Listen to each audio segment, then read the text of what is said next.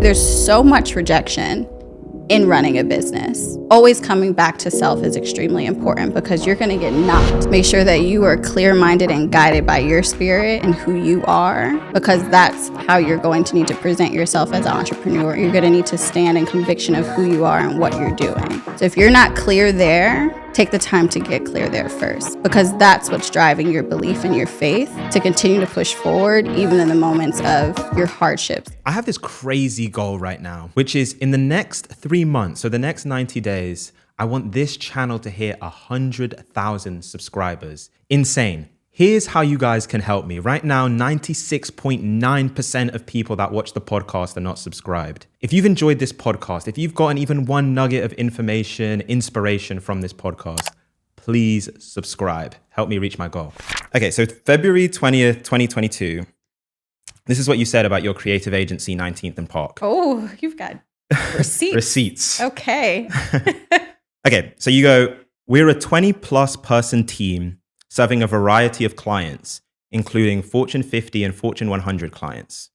We have gone through the ringer in terms of bootstrapping and building our business, but we have managed to accomplish over $10 million in revenue in 5 years.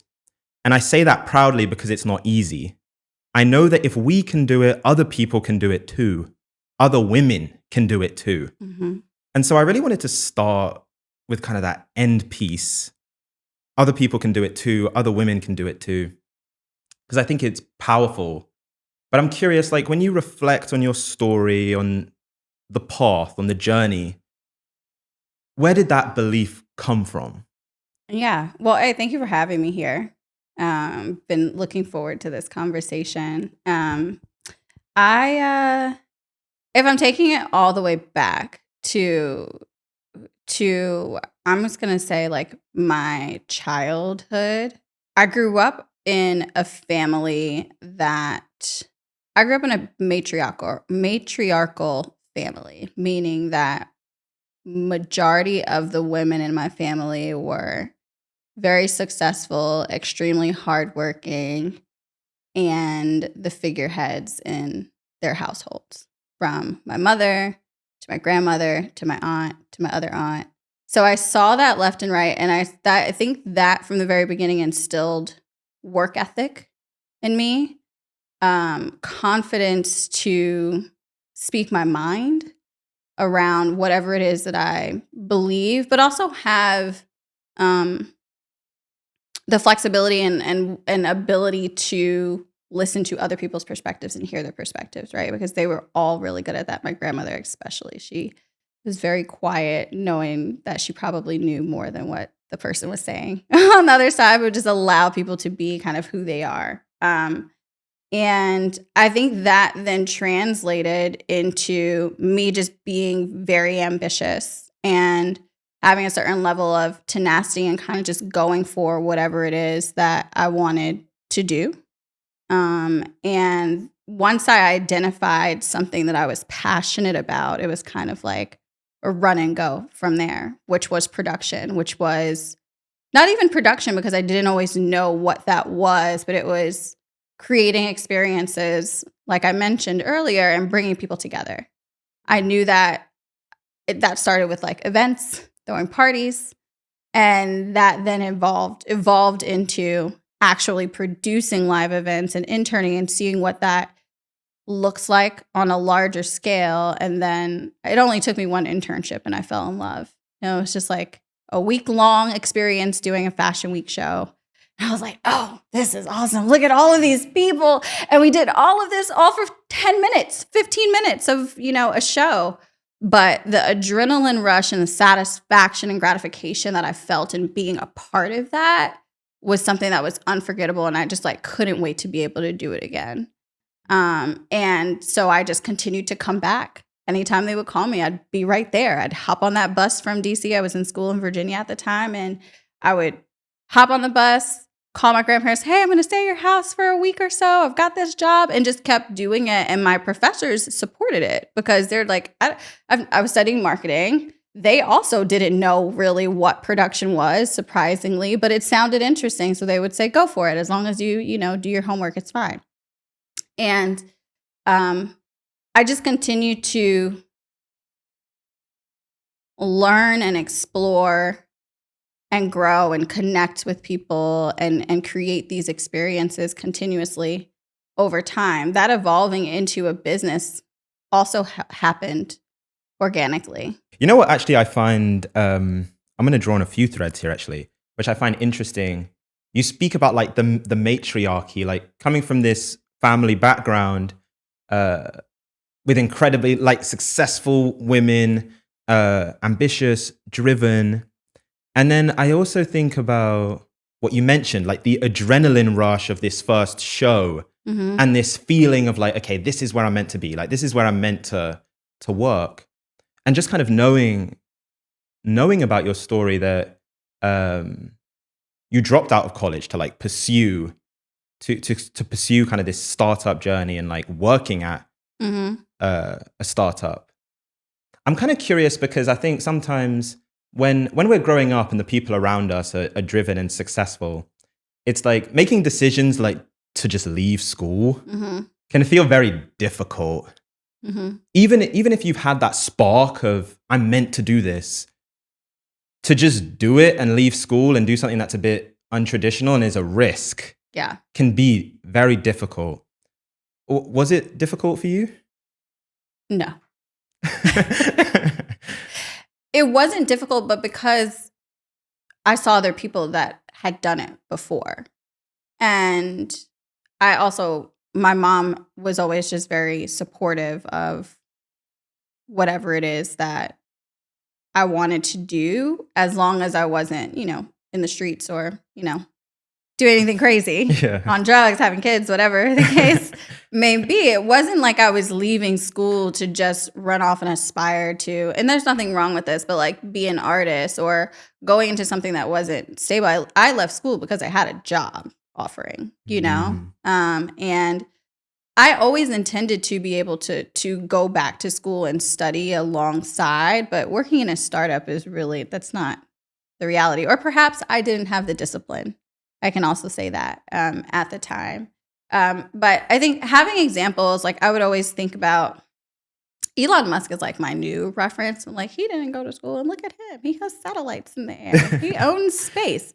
But I can't remember who my old references were, but I remember continuously like learning about different producers, different business people that hadn't graduated from school. My boss that hired me at the time would tell me stories and give me those examples so that I didn't have this like guilt of feeling as though I don't belong where I am simply because I didn't secure a degree. And I think at that time it was like 2008, 2009. People that started to, I don't want to say it became a bit of a norm, or it started to become okay to pursue something, especially in the arts, like a production or a trade without, like I like to consider production, without having a 4-year degree. I didn't have an interest in going to film school, and I didn't have an interest in sitting in DC and wasting my time to secure a degree versus going after what I knew I would be good at. Yeah. You know what I find interesting is even that phrase, like not wasting time. Because I think, and even sometimes when I reflect kind of on my journey going to university for 3 years, part of it was I didn't know what I wanted to do, right? Yeah. And so university is like this thing where it's kind of like socially accepted. So you don't feel like you're wasting time, but you also don't have to make a decision just yet. Like in a way, and this is what it was partly for me, it can turn into almost like a form of procrastination. And so I think there's a power in like seeing something and feeling something and then just going after it. Oh, yeah. Like not wasting time. To a certain extent, right? Yeah. Like I think at my young age, I was 21. Sure. At 34, am I just going to see something and go for it? Absolutely not, right? Like I have a bit more responsibilities and just approach things a little bit differently. I need to like strategize, assess the situation, assess the risk. But at 21, filled with spark, like you mentioned, and ambition, fully supported by my family. I have a boss that's giving me examples. I have this opportunity right in front of me. It was kind of like, why not? You know? And I don't know that anyone, I mean, maybe, but yeah, why not? I think if anyone surrounded with that environment and possibility, I hope would take that leap as well. Yeah. That's actually a powerful question. It's like, why not? Like, why not me? Because I think there's so many people that just feel that like the imposter syndrome of, yes, like I've seen someone else do it, but that wasn't me that did it. Like, I don't know that I'm necessarily the person that's going to make that happen. And then also I think the other thing is sometimes like, depending also, I guess, on what community you come from, you're also just not seeing a ton of examples, or like even your peers that are around you that you grew up with are not taking that path. And so when when people are going this way and then you're like, oh, I'm going to go this way, there's just sometimes a difficulty in that switch and being the only one. I'm guessing, did you feel, it doesn't sound like it, but did you feel any doubt at that time? Was there anything that was like, I don't know, almost felt like stepping off a ledge a bit? Okay, so we are in upgrade season. This is about upgrading your work, upgrading your pay, all of those things. And that brings us to the sponsor of today's show, Free Agency. Free Agency represents and manages talent in the tech industry. They provide you with a dedicated talent agent that helps you find and win top of market roles. So if you're looking to build your dream career today, check out Free Agency. Go to the link in the description. Thank me later. Not in taking the job and leaving school. My feeling and doubt was more in leaving the job and going freelance, which was my first step into really starting a business. And that was more driven by, oh, well, I'm not going to have the security. I'm not going to have the security of a check. I don't know where, my next job is going to come. I don't know if people are actually going to, do they like me? Do they like me as an individual and trust me as an individual with being able to create work for them or develop work for them? Or do they like me as a part of this company and this package underneath my boss, who is phenomenal? Can I stand out independently, or am I only, within the shadow? And I think that, when I say within the shadow, I think that was something that deep down inside was necessary for me to like step out and explore after being with the company for 6 to 7 years, which at some point had become all I knew, because I started when I was a sophomore, and fast forward, to 2014, 6 years later. So there was a lot of my decision was, and even again from college to then freelance, was driven by curiosity. And curiosity without fear in the first step, and curiosity with fear sitting right next to her, like on my shoulder, my other shoulder, in the next step. And community is what drove me in both occasions. It was a client of ours. She was another woman, and she was like, just do it.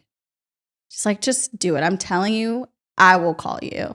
I was like, no, I can't do that. You're his client, like I don't want any bad blood. She's like, I will call you and hire you myself. She was like, just do it and trust me when I say it. And I said, what do I have to lose? Like I'll just give it a shot. And within a week I had a job and have been employed ever since.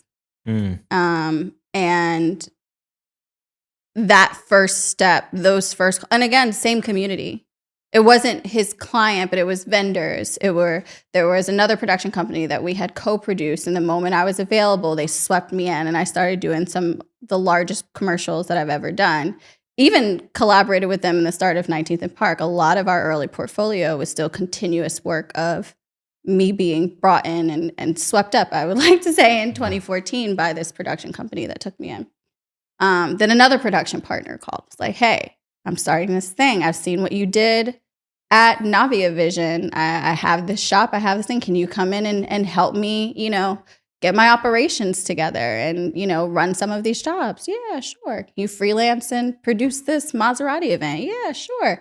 And that just continued to happen over time. And it was at that moment where I was able to see, again, my independent and individual value as a producer versus, a producer underneath Yeah. an org. And that was that other spark and fire. And so everything else that came with it, networking and emailing and that was all work I was already doing at my first company. That was all work that I watched Dean do in the 7 years that I was under him and followed him and just really adopted a lot of his practices, adopted good, made sure not to do the bad, and add my own kind of spin and take on it and show up in myself. And I think I've just been evolving that individuality continuously even until today.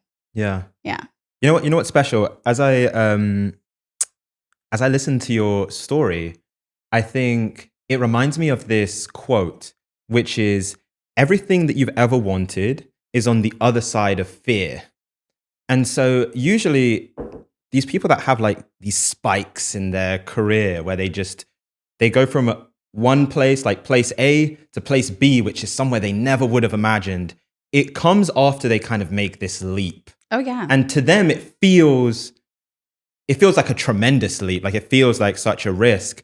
And I think what you said was so relatable, which is there's someone that's sitting in a job, and maybe it's at like an established company, that it's a brand name, or maybe that, like you said, like you have an incredible manager, and there's this, and they're in the shadow of this company, of this organization, of this team. And there's that doubt of, okay, I feel special, or like I have something to give. But once I step out from under this umbrella and go my own way, will everything just fall apart? Right. It's like this like almost like a gap of like, I've never done this. I don't know if I can do it. And I thought it was so interesting that you said it was really curiosity and community. Because a lot of the times what I don't think about step 10 or 20 or 30. I think about just what's step one. Like, where do you start? And so for the person that's like, they're in that job or they're in the shadow right now and they've seen something that they want to do, but it's like they can't commit to it yet. What do you mean when you say it was curiosity, it was community that allowed them to do that? Yeah. Okay, quick break. 12 months ago, I left my full-time job to go all in on this podcast. And I remember at the time, one of the things that gave me the most anxiety was thinking about how to set up and start a business. And then number 2 is how to file and manage my taxes and accounting. And luckily, the sponsor of today's episode, Doula, helped me do that. And here's what they did. So I knew the CEO, a friend called Arjun, and he set me up with a free consultation with one of his business specialists, Riley. And Riley literally answered a mountain of questions. What sort of business should I set up? Should it be an LLC or should it be an S Corp? What business category should it be in? How do I do taxes? How do I think about expenses? All of these things. And a few weeks from now, they're actually going to help me file my first annual taxes. I reached out to Arjun and I asked him, I said, that same free consultation, could you also give that to my audience? And he agreed. When you use the link in my description below, you will get a free consultation with one of Doula's business specialists. So I think this is going to be an incredible help for you, exactly the way it was for me. Thank me later. Now back to the podcast. I think my story is unique because what I stepped out to do and everything that I've been doing since my sophomore year is all in the same space. So there's a certain level of comfort that comes with that versus, let's say, so that's one lane. So maybe someone's working in, I'm just going to use marketing because it's my world, but like someone's working in an agency full time, but they want to start their own consultancy. I don't recommend starting an agency, so I'm going to say consultancy. they want to start their own consultancy because they're confident in their abilities. I think the most important thing is taking that curiosity and turning that into like research and strategy.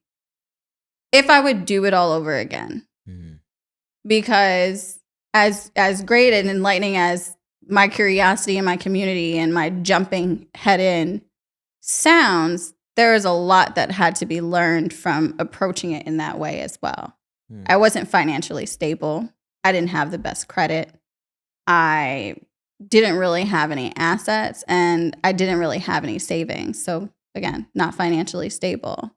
So every dollar that came in, even as a freelancer, mattered. And when I didn't get a job, I was struggling, and the struggle has continued in starting a business and then investing the savings into another business. And so when I think about people that are working 9 to 5 that are looking to take a leap into entrepreneurship, the first thing for me is definitely doing the research and studying. You have way more information available than I did. I think YouTube started in 2000, or really came out, or started buzzing in 2013, 2012. Yeah. I leaped in 2014. So you have so much more information available to you between Google, YouTube, ChatGPT, anything that you need to really ensure that the business that you're going into is something that is, if being profitable, or being successful is important to you, is truly that, and what is your risk appetite? What risk is required to start this business, run this business, scale this business? And is that something that you really have the capacity emotionally, financially, and physically to do? And then again, making sure that you have emergency funds, your credit is in order, you have financial stability, because there's going to become a time where you need a loan, you need your business credit card, and all of those things matter. There's going to come a time where you are not making any money. And you're going to need to be able to dip in some savings. And I imagine that most people do not have family that they can call and ask for money, or a rich friend that they can call to ask to borrow money. And so you need to have those things for a rainy day, because it rains. It always does with any business, whether it's service or product. And so I think when you have the luxury to, I don't want to say a luxury, but when you are already in a full-time job where you have a reoccurring paycheck, I think take advantage of that and save as much as you possibly can. While you're doing that, take the time to really do the research and understand what's going to go into creating this business. And for me, I'm a money person. So I'm thinking about business model. I'm thinking about unit economics. Like, if I want to start a candle business, what is it going to cost me to start up? So the first thing, I wanted to start a candle business. I still kind of do, but it's not something I'm about to jump on any minute. I talk about it with my friends, like, so these candles, I'm like, oh. But the first thing I did was make a budget, like, okay, this is how much it's going to cost for the website. This is how much it's going to cost for marketing. Again, everything's a lot cheaper now. You got Fiverr, you got ChatGPT, but these are the costs that are going to go into it for the first 2 years. This is what I'm, talking to different vendors and seeing, like, okay, this is how much it's going to cost for the vessel. Okay, now this is what I'm being quoted from these vendors for the actual manufacturing of the candle. Okay, and now this is how much the packaging is going to cost. Like, that is a lot of research that you can be doing while you're still collecting your check before you actually make that decision to jump out and dive in and then kind of trying to like swim and catch your breath as you're going. Do not recommend in 2024. It's just way too much information available to not have to approach starting a business in that way, in my opinion. Yeah. I think one of the really cool things about your story is you guys were bootstrapped. And so often we hear, and I was even saying this to you before, like, so often we hear these stories of these companies that they actually became profitable in like year 10 or year 5 or whatever. Yeah. And most people cannot exist in a world where their business becomes profitable in year 10. Like, there needs to be generating something pretty instantaneously, which is why I love that you started with like the research and the strategy. And here's the problem though that I see sometimes. And I like that you gave the example of even the candle business, because I think it's useful of like, what does research even mean? Mm-hmm. And I think sometimes people get entirely bogged down with like, they're watching YouTube videos, they're listening to podcasts, they're, reading blogs or stories or books from people that have done it. Mm-hmm. But there's not, to be honest, the best founders and entrepreneurs that I've seen are action first. Mm-hmm. And they kind of do what's needed just to get to the next step. And so I'm curious, what's like if I'm really serious about starting that business and being like profitable early, like making money early, what is the action first approach to my research? Like what's the minimum, I guess, that I have to do in order to get started? Like, where do I need to be at where I can be like, okay, I can now step into this Mm-hmm. and do this full time and not my job? Yeah, I would say budget, one. And not like your personal budget, like what is it going to cost you to start this business and run this business for 6 months without ever having a client or ever receiving revenue, in my opinion. And do you have the capacity to fund that or secure the funds through a loan or credit card or whatever it needs to be, friends, family, whatever you have, your savings, to get through that? I think that's like a reality. Like, I think you see a lot of us and we're like, oh, we just jumped in head first. And yeah. I don't know that if they're telling you to do that, they're lying. Like, do not do that. I don't think any experienced entrepreneur that is looking at cash flow documents every day or every week is going to tell you to just dive in head first and not make sure you've got your finances in order, honestly. And then, the next thing would be, outside of the budgeting, is, I guess, and strategy is just perhaps before fully investing into a product, making sure that you have a customer or someone that has an appetite for what it is that you're creating. So one of my friends has said many times, like anytime he thinks about starting a business, it's important to start in the black. So in having a product, having someone that's already ready to buy your product or receive your product before going all in and maybe spending $5,000 to make this thing. So from a candle business perspective, I could say, oh, I love this scent. These are my favorite scents. Like, these are my 5 ones. People are just going to love it, and not do any market research on what do these scents do for people emotionally? How do these scents adjust people's moods? How do these scents perform in a market? All available research, all in Google. Maybe not on YouTube, but it's definitely a quick Google keyboard away, maybe reading through some Statistica to get that information.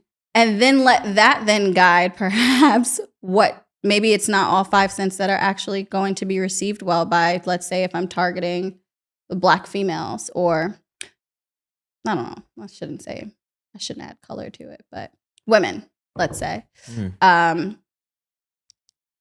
Understanding, doing the research to understand the market that you're servicing to then help then narrow down perhaps what it is that you're going to put into market. So you're not just being this artist that's just throwing things, everything at people, which can be costly. Which can be costly. And I've done it. So I'm not saying it like, I'm not saying it from a place of, you should do this. And it's like, no, I've done it the opposite way. And it's not as, glamorous as it seems. And if I could start over again, I would have a strategy up front and still be confident and still be fearless and still be ambitious. I don't think that taking a month or 6 months to strategize on what it is that you believe is possible or what it is that you're interested in is truly a setback if it's meant for you.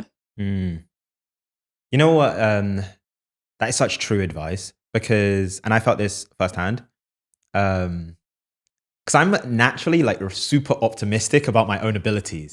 So even when it came to me leaving my job to do this full time, I remember speaking with my mom and being like, you give me like 6 months of doing this full time, it's going to work. Yeah. I'm going to be making money. Yeah. And it was a lesson of like, it always takes longer than you think. Mm-hmm. So if you think it's going to take 3 months, you probably should like double, triple, quadruple that number because it's going to take longer than you think. So I think the advice of like understanding budget, how long can you do this without making a certain amount is incredibly important. I want to speak about the second component, which is like figuring out the demand. And I remember looking at this book, Oversubscribed, which is basically, if you look at the best businesses, they tend to be oversubscribed. So they tend to actually have an excess demand. You know, like the bakery that you go to around the corner and there's a line around the block. Mm-hmm. And it was interesting when I was listening to your story and the story with your co-founder, especially for her when she actually left her job to do your agency, your guys' agency full time. It felt like you guys had clients there. Like the decision to leave was actually being driven by demand. For sure. And so I'm curious because I think there's so many people that they have the idea of what they want to do. They haven't figured out how to generate the demand so that it's oversubscribed to the point where like, okay, the budget makes sense and I have a service that people want that I can provide. Like, what would you say is that journey to getting to that concise offering, product, whatever you want to call it, that people actually want and that is going to be oversubscribed? I would say building, testing, reiterating. Just a lot of what we do, especially in the tech company. And I've really learned that from the software side. And that really means it can start with an idea that's just written out and talking to your small circle of friends. Maybe it then becomes a survey to a wider group of people.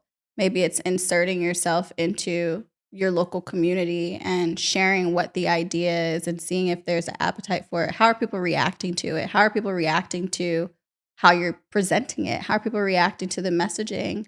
And taking that feedback and really applying that, back into whatever it is that your business or your plan is meant to be. I think slowly building, seeding and testing and conversing about it is extremely important, and getting that feedback and running that feedback, rolling that feedback back into whatever it is that you're building so that you continue to build something that's in demand. Our situation, I mean, in both companies, it's so unique because I was freelancing, I was producing. I was a line producer. Everyone would call me, including my co-founder, I was Frank Ocean. I was building a store for Evan Turner. I was doing Samsung. I was doing all of these things. I had a portfolio of clients already.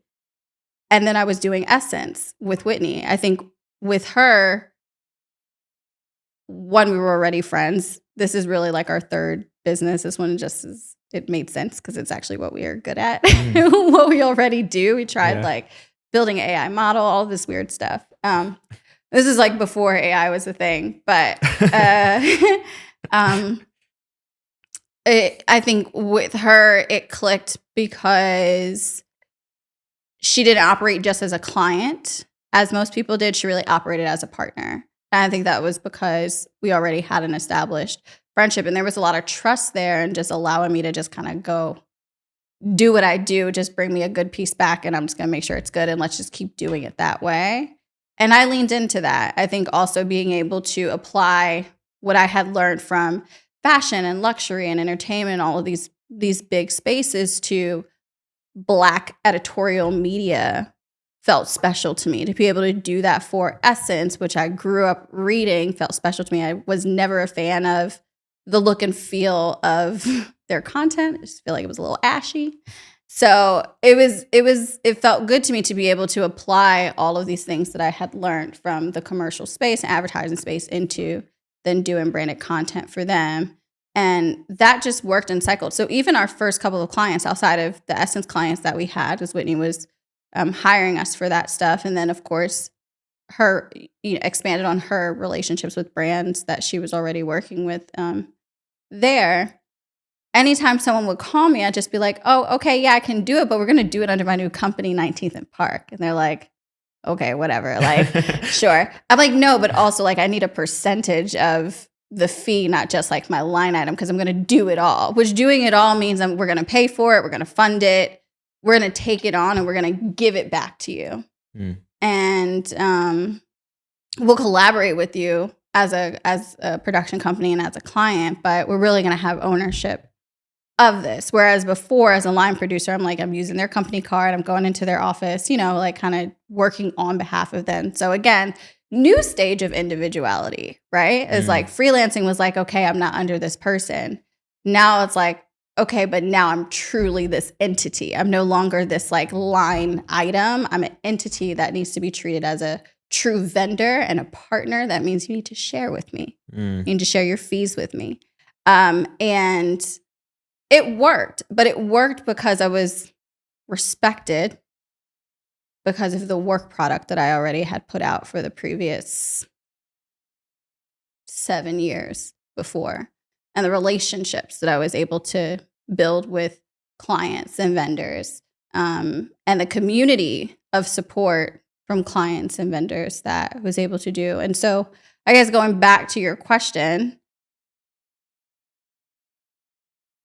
building, testing, conversing, getting feedback for sure. And I think that's something that I've learned in my tech company, but also being really fucking good at whatever it is that you decide to do, and gain and maintain respect from not just your customers. So I think sometimes people like hyper focus on customers, but like my vendors have given me some of my largest projects, my largest budgets. My first AD gave me the Frank Ocean project that totally changed my career trajectory. And he just called me. Like he was the first AD. God bless his soul. He passed away a couple of years ago, but like he was the first AD that I would hire and just bring on and just have a great relationship with. And little did I know the size of artists and clients that he was working with when he wasn't working on my stuff. But over, I want to say 5 or 6 years, it had to be, maybe even longer, at least 6 years of working together. When he knew that I left and went independent, he was working on something for Kanye. He was working on, not Glow in the Dark, what was the Madison Square Garden Yeezy season show? And Kanye and the executive producer needed a pop-up and called me like, yo, T, it's 11:30 at night. But on every other shoot that I've done with him, what's up? It's 11:30. What you need? I got you. So he already knew, again, from that relationship that he could call me 11:30 at night, call me, need this thing, need this pop-up, needs to be open by 8 o'clock. Say less. Been there, done that. Do it happily. That relationship, then the day-to-day manager for Kanye then left, went to Frank, saw the ability, brought me over there, right?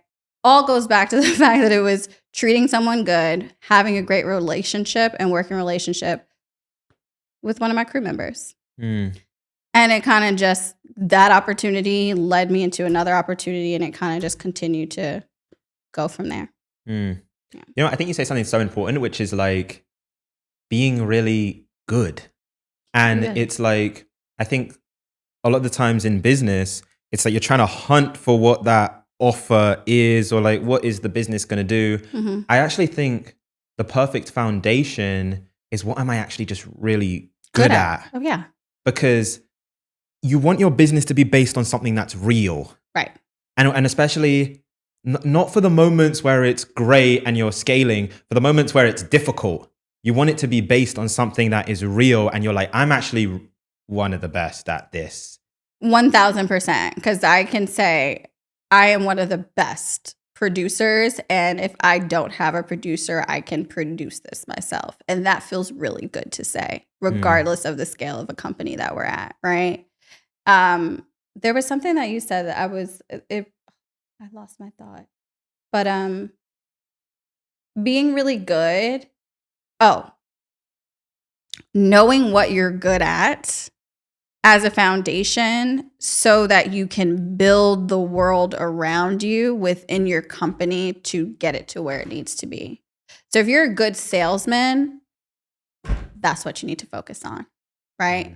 And it doesn't mean you need to go spend a bunch of money hiring their strategic partnerships. You can ask for favors. You can lean into mentors. There's a lot of different ways, but maybe you're a great salesperson and great at research and you love candles, but you don't understand manufacturing. So if you know that sales and strategy is and research is I don't know why I keep going back to those things. I think that's just like the space I'm in life right now. It's like a lot of strategy and research. But then you may want to find a co-founder or a partner that understands manufacturing, that understands sourcing, and what it looks like to actually build and put out a product into the world. And if it's not a co-founder, maybe a consultant. Maybe it's a community that you can go into and begin to ask questions and familiarize yourself with other people that are perhaps already in this space with that particular focus that is not your strong suit, and build that way. So I definitely do that in both companies. Yeah. I think that's it. That's important. It's like the self-awareness of understanding what am I really good at, and then almost putting that at the heart of your strategy. Yeah. Because then that can inform everything else, which is like, oh, okay, if I wanted to get a co-founder, it makes sense that they have this skill set because that complements what I'm great at. You know what? I want to go deeper on the co-founder point, because obviously you have one for 19th and Park, and then you also have one for your SaaS business. And so I'm curious because I think there's so many people out there that are like, do I need the co-founder to get started? And then if I am looking for a co-founder, I feel like a lot of what I see is people almost trying to force a co-founder. Like they're like hunting for a co-founder. Yeah. And I'm just curious, what's your thoughts on that? Because I think there's so many businesses that even end because of the co-founders like split up or just kind of diverge. What are your thoughts on, do I even need a co-founder to get started? And then if I'm going to get one, how do I get a great fit? I wouldn't say that everyone needs a co-founder. I think it goes back to, again, like assessing the type of business that you're operating. I think if you care about career harmony, it's helpful to have a partner. What does that mean, career harmony? It's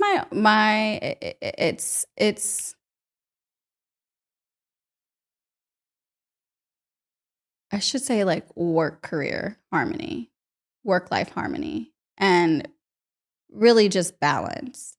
Because for me, I have times where I can turn off and I can enjoy time with my family or the necessary time to myself without knowing that my company is on fire because I have a co-founder on both sides. I can go on vacation to Hawaii and Jamaica and know that my companies are not on fire because I have co-founders that I trust, and vice versa. They can get married, they can go have kids, they can do their thing and know that the company's not going to be set on fire because they have a co-founder and partner that they can trust. So there's an ease that comes with sharing, but that also requires a lot of patience and a lot of vulnerability, because and I'm sure you've seen this, like Whitney and I have talked about it before, it's a marriage. You're forming a marriage. It is a relationship that you are heavily investing into, and you're really committing to, like, our taxes are attached, like there's a lot that is shared. Like everything about the business shows up in your personal life. And especially when we're talking about financially and, financial documentations. And so it's important that that person is responsible and understands that responsibility, but also is just willing to grow and have a growth mindset. And I can say that for sure about both of my co-founders. They're always looking for ways to improve themselves and myself as well. They're always open to feedback. They're more than open to giving feedback and sharing their thoughts. And honestly, like as intense as it can be sometimes, I wouldn't trade it for the world, because I would rather know how my partner feels than, walking on eggshells and that not being shared, and vice versa. In terms of like how people should go about co-founders, I feel like I don't necessarily have that exact answer, but I would say that in seeking and exploring partnerships and co-founders, you just both have to be really fucking passionate about what you're doing.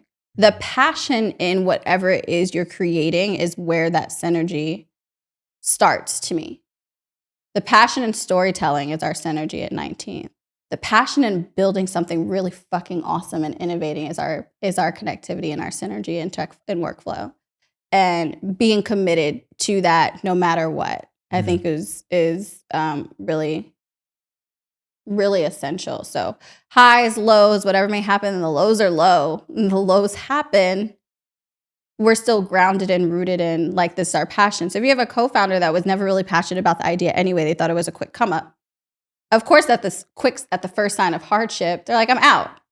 I'm gonna go find something else to do. I never really wanted to do it anyway. I thought it was just like just a quick opportunity. And that happens. People switch up all the time. People chase money, chase paper all the time. You want to ensure that your business partner is not that person. Yeah. You know what I think is interesting? I think in order to build anything great and to build anything meaningful is difficult and is a journey. And so I'm curious because even in the quote that I read out in the beginning, that was in 2022, and you had mentioned doing $10 million in revenue in 5 years, and it's gone past that. Like it's gone way past that. But I'm curious, what have been some of those difficult moments where your belief, that belief that we spoke about in the beginning, which was so rock solid and so even just built in your childhood, in your whole life, where was that belief like really tested?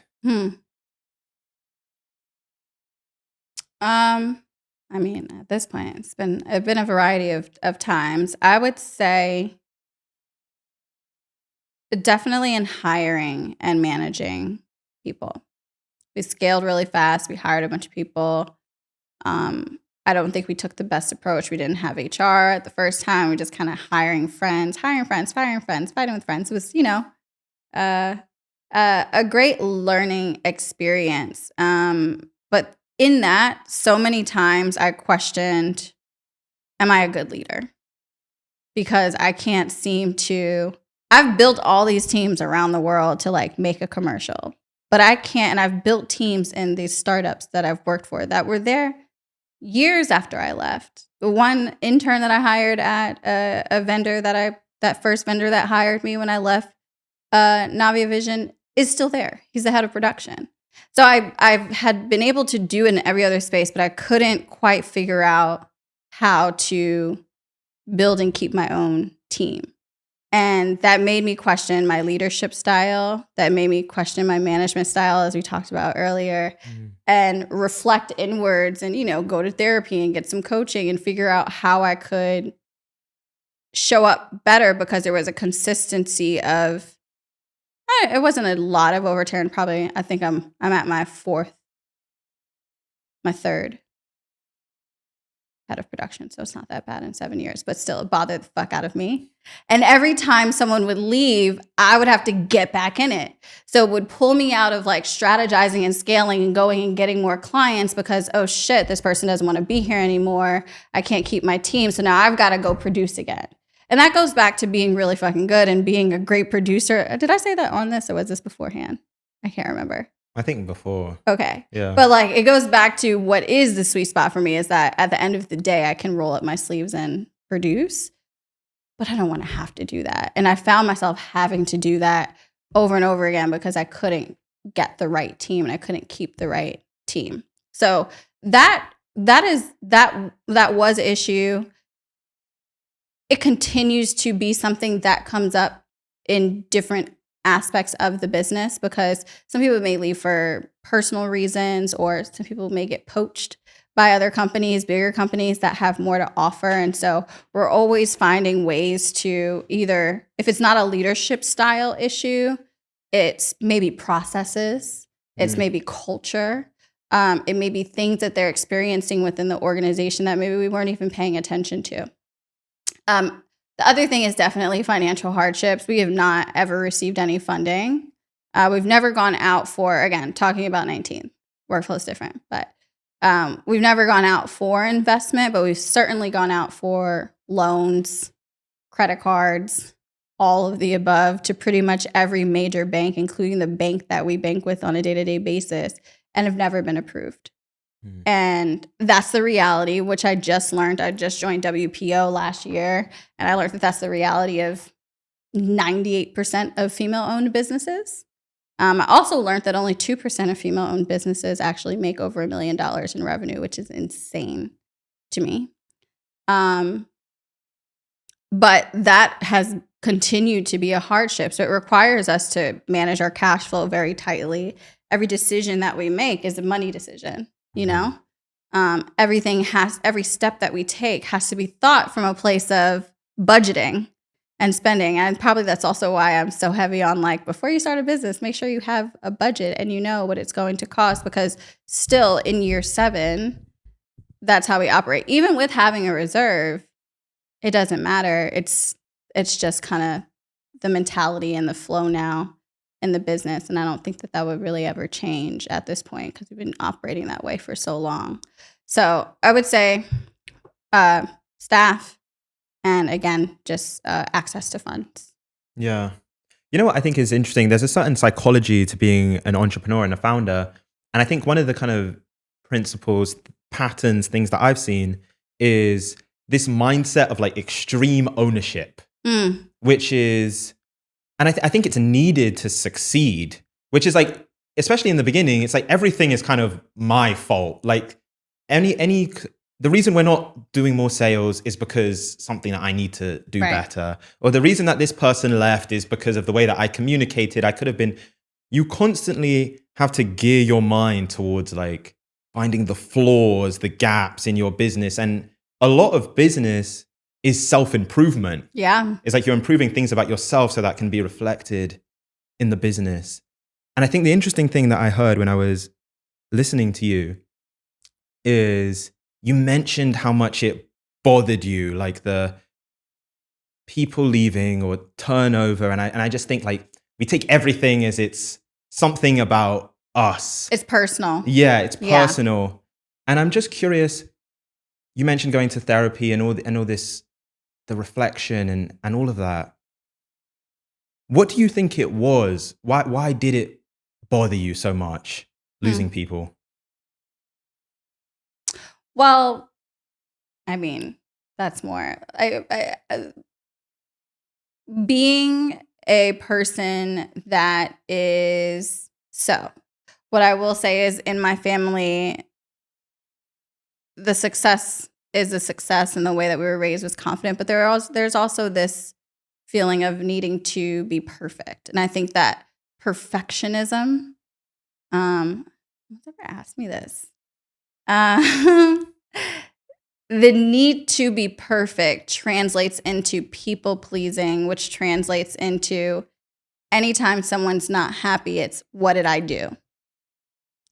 And that carries into my business. That said, I also care about how I'm perceived. I also, especially with people that I care about, I also care about the experience that I create for people, whether that's on set, whether that's traveling, or whether that's in my organization and my set. That's my day-to-day set when I think about it.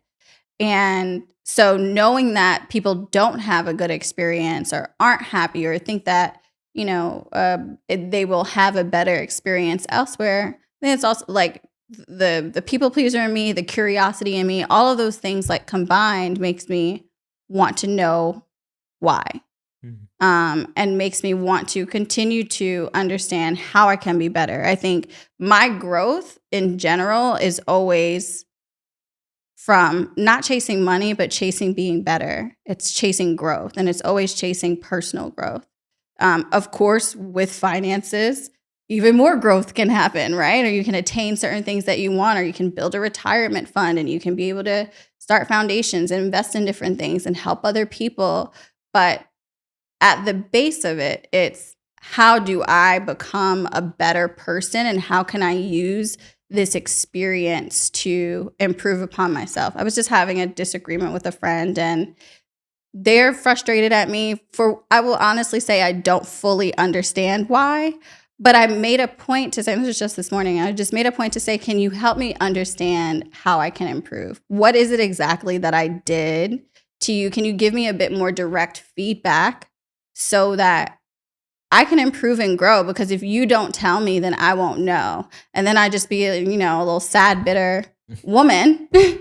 Let's use a different word, but I'd be a sad, bitter woman that's just angry over words that were said in a text message without clarity and without understanding. And so that might just be me as a person, but I like to learn from the people that I'm sharing space with, if I can. Yeah. Now that's such a healthy mindset. And it reminds me actually of this. I remember seeing this quote from Alex Hormozy, which is, when you focus on being bigger or making more money, you will not make more money. When you focus on being better, you will make more money and you will be bigger, which is like this. I think so much the focus, especially in the beginning, there's like this relentless focus on like, how do I just make more money? Gotta get it, yeah. Whereas the real question is, how do you just get better at the craft of whatever you're doing? Right. And then the byproduct of that is being bigger and is making more money. Yeah. But like starting with the self-improvement. Starting with the self-improvement and community. Again, I go back to community networking. Networking is a popular like business term. In your growth, in your stages of growth, it's important to find community of whether it's women, entrepreneurs, people like you that can share their stories and you share yours back, share their experiences and you share yours back. So I remember when I was getting ready to start workflow, I was like, okay, we're really going to go all in here. Like I still feel the need. And it was inspired by it was always a thought since like 2015. It was something that I always saw and felt like the industry needed because we're just not digitized. It's actually really fucking crazy. If you knew the way that productions operated, your mind would be blown. And it's industry wide.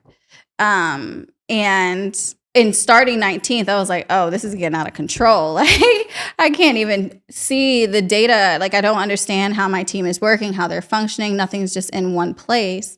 And I was like, I think I'm going to go all in. And Isaiah has been a dear friend and has been with me through my whole career journey. So I had always would just call him and run it by him. And he'd always be like, let's get it. Like, I'm ready when you are. Let's go. And one of the first things I did was I started joining communities and going to conferences. So I joined Black Women Talk Tech. I was like, I'm a Black woman and I think I'm going to do this tech thing, but I don't fully know everything about tech, but I know this whole entire fucking industry of advertising. And my business partner knows tech. That's why he's my business partner, but I still have some awareness myself. So I joined the organization. I joined Female Founders Collective.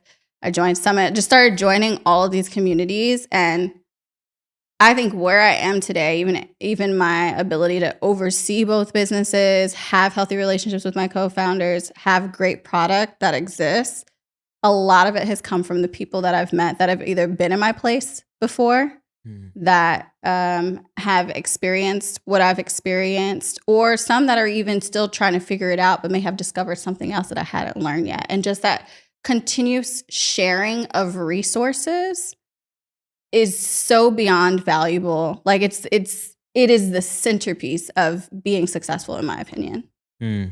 Like I can't be in a bubble in a corner and trying to figure it out by myself. I would never be where I am today. Yeah.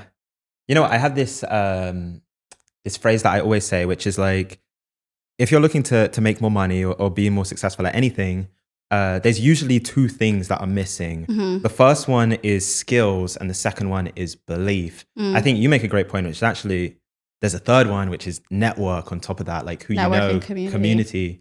So skills, belief, community. You know what, here's where I want to end, which is you you quoted this stat that 2% of women-led businesses make over $1 million a year. And I think when it comes to skills or network, you can always get more of that. I think sometimes what is the more, the thing that we miss, the thing that's harder to actually implement a lot of the times is that belief component, And so 2% of women-led businesses make over $1 million. I'm curious, for anyone that's listening, if you were to give those women that are interested in starting a business and want to make over $1 million, if you could give them one belief, just take one belief from you, what would that be? There's importance in curiosity. There's importance in faith in yourself and your ability. I think before you're going to step out, make sure that you're clear on self independently of any other outside influence. Make sure that you are clear-minded and guided by your spirit and who you are, because that's how you're going to need to present yourself as an entrepreneur and an owner. You're going to need to stand in conviction of who you are and what you're doing. So if you're not clear there, take the time to get clear there first, because that's what's driving your belief and your faith to continue to push forward, even in the moments of your hardships and of your downtime. That's what I will say. On top of that, have your money together. Have your money. Have your money and have your strategy. Do your research. Those are all important too. But in addition to that, be whole in self and clear in who you are and what you're doing, and why you're doing it. So that no matter what someone may say in a comment or in a negative review, and you're pitching to investors and they just don't fucking get it, or to a client and they reject you. There's so much rejection in running a business. Product, service, tech, and raising. Raising for workflow, I was overwhelmed with rejection. And my business partner actually closed our funding. I'm closing another one now, but he led that first, amount that we ran. And I had hundreds of conversations. This is my 7th year as an entrepreneur, and I'm still faced with that rejection. So that's why being so full and clear on who you are, even as you grow and evolve, always coming back to self is extremely important, because you're going to get knocked left and right, and you've got to be able to really stand up straight and stand back up. No, being whole in self. I actually love that. I love that as a place to end. It's just so good. Being whole in self. Yeah. Thank you so much, Tahira. Thank you. This was amazing. This is fun. I feel like a therapy session. Okay, before we get out of here, I had to give you guys one last gem. The sponsor of today's show, Free Agency. Free Agency helps you find and win top of market roles. Here's how they do it. They are your career quarterback. They provide you with a dedicated talent agent. They understand you and your career goals. They will find you interviews at top firms and make sure you secure a top of market salary. So if you're looking to take your career to the next level, Free Agency is the place for you. Go to the link in the description for more information.